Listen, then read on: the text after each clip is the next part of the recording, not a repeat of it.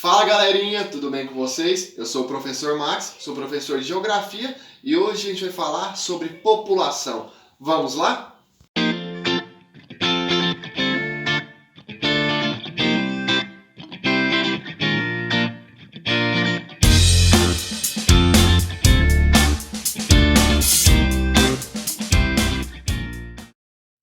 Bom pessoal, como eu disse, hoje a gente vai falar sobre população, os aspectos gerais da população brasileira, seus principais elementos e características que compõem as análises estatísticas da população. Bom, vamos começar falando de demografia. Demografia é uma área do conhecimento da geografia que pode ser entendida literalmente como estudo do povo. Separando a palavra demo, vem de povo e grafia, estudo do povo.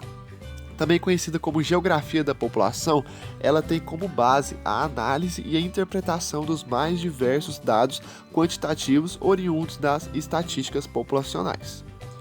Bom, organizando e interpretando esses dados, a demografia estabelece uma análise qualitativa dos mesmos.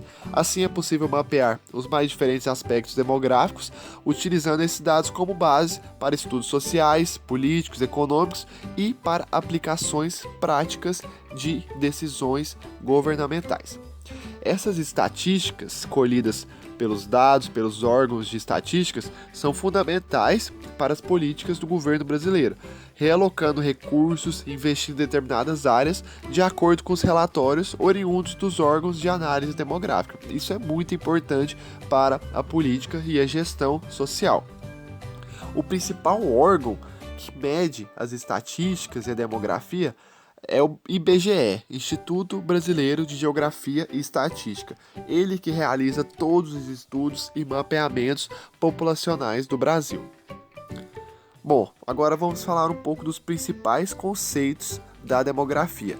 Os principais conceitos são população absoluta e população relativa, taxa de natalidade, taxa de mortalidade e taxa de fecundidade, crescimento natural ou vegetativo, crescimento migratório e crescimento demográfico e a densidade demográfica. Bom, vamos falar de população absoluta e população relativa. A população absoluta é o número exato de pessoas que vivem em determinado território. Já a população relativa é o número de habitantes em relação à área territorial.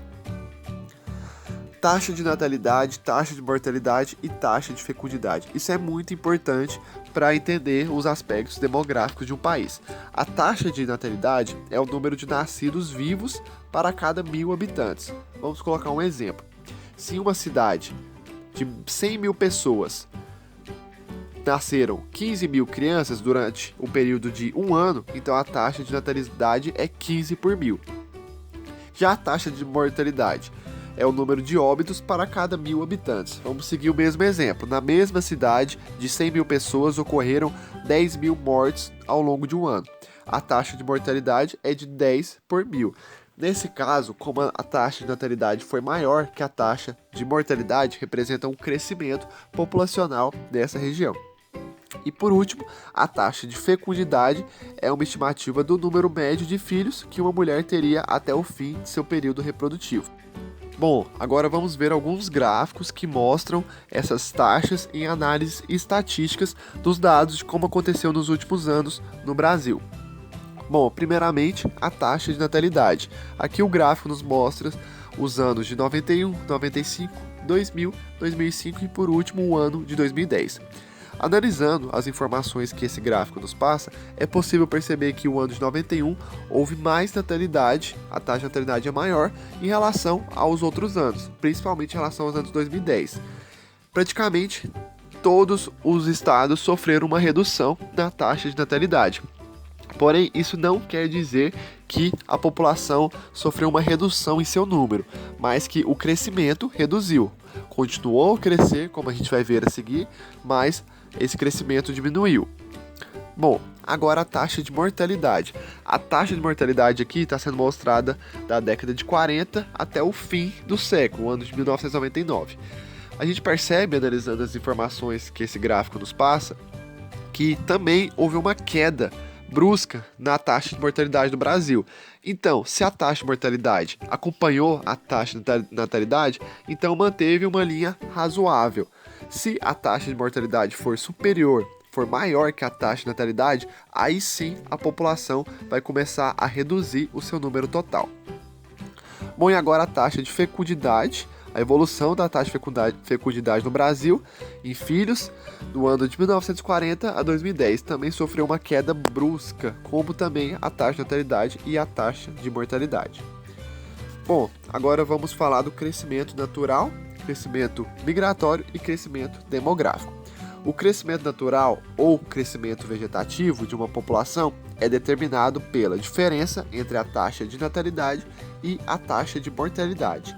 O crescimento migratório é a taxa de crescimento de um país obtida pela razão entre o número de imigrantes, as pessoas que vêm para o país, e o número de emigrantes, as pessoas que saem do país. E por último, o crescimento demográfico é obtido por meio da razão entre o crescimento vegetativo, o crescimento natural, e o crescimento migratório. Agora vamos falar de densidade demográfica. A densidade demográfica, ou densidade populacional, ou densidade relativa, é um dos principais conceitos dentro da demografia. Ela consiste na medida obtida na razão entre o número de habitantes e a área territorial. Segundo o censo demográfico do IBGE de 2014, o Brasil tem uma população total de 202.768.562 pessoas e uma área total de 8.515.767,49 km². O resultado dessa relação é uma densidade de 23,8 habitantes por quilômetro quadrado. Esse número é muito baixo devido à grande extensão territorial brasileira. Isso quer dizer que o Brasil tem uma baixa densidade demográfica. A distribuição de pessoas por território é totalmente irregular e, como a gente observa nesse mapa, está concentrada nas regiões do Sudeste, do Sul e no ponto extremo ali do Nordeste brasileiro. Bom, agora vamos falar sobre a população brasileira. Aqui a gente tem um gráfico do crescimento de população brasileira de 1872 a 2010. O crescimento populacional ocorre através de dois fatores, como eu disse anteriormente, a migração e o crescimento vegetativo, que é a explosão demográfica. Segundo dados estatísticos, a população mundial levou mais de 1.600 anos para dobrar o tamanho e depois mais de 200 anos para dobrar novamente. Depois, o planeta continuou um crescimento elevado de sua população, principalmente quando saltou de 2,5 bilhões para 5 bilhões em apenas 37 anos. Por esse crescimento populacional extremamente rápido e elevado, foi criada a expressão explosão demográfica. Isso aconteceu no Brasil também. Nos últimos 50 anos, o país teve um aumento de aproximadamente 130 milhões de pessoas. Apesar da população continuar aumentando, esse crescimento vem diminuindo, como eu disse anteriormente, nos últimos anos, assim como em boa parte do mundo. Essa queda é justificada principalmente pela queda na taxa de fecundidade e pela urbanização. E por último, que a gente vai falar aqui hoje, outro elemento importantíssimo para a análise populacional é a pirâmide etária. É um indicador populacional que, por meio de gráficos, permite a análise da dinâmica populacional de um determinado local segundo faixas etárias e faixa de sexo. A estrutura da pirâmide é dividida assim: a base, a gente tem os jovens, no meio os adultos e no topo os idosos. Vamos ver agora algumas pirâmides etárias. Aqui a gente vê a pirâmide etária brasileira do ano de 1980, a gente vê que a base dela é bem maior em relação ao topo. O que isso quer dizer? Que existem mais jovens no ano de 1980, bem mais jovens do que idosos. A do ano de 2019, essa pirâmide do meio, já mostrou uma redução considerável do número de jovens e um aumento do número de adultos. 2019 tem mais adultos do que jovens e idosos. E aqui, do lado direito, uma pirâmide etária, uma simulação de como pode ser essa população brasileira em 2060. Um equilíbrio em relação ao número de jovens, adultos e o crescimento do número de idosos. Bom, então é isso, pessoal. Isso foi a introdução que a gente teve sobre as questões, aspectos gerais da população brasileira. Bons estudos e até breve. Tchau, tchau.